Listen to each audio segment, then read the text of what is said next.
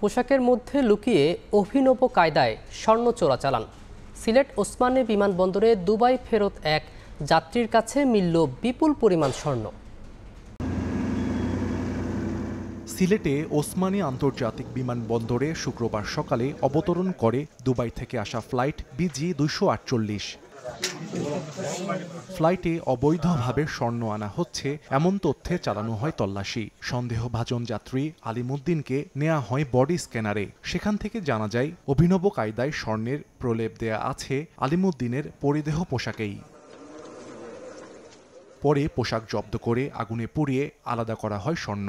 উদ্ধার হওয়া স্বর্ণের ওজন প্রায় 1 কেজি, আনুমানিক মূল্য 1 কোটি টাকা বলে জানিয়েছে কাস্টমস। ওরা বলছে ব্র্যান্ডের কাপড় হয়, এগুলা খুব দামি কাপড়। বলছে যে টিকিট দিছি আপনারে, আমরা সামান দিছি লইয়া যান। এত ভাবি নাই যে বলে এটার মধ্যে কি না কি জানি আছে। বিমান থেকে নিয়ে আসা হয়, নামাই নিয়ে আসা হয়, নামাই নিয়ে এসে তার জামা কাপড় কিভাবে আমরা দেখলাম, আপনাদের সামনেই আমরা এটা পুরালাম। আপনারা দেখলেন যে আকরিক বেরিয়েছে, স্বর্ণের আকরিক।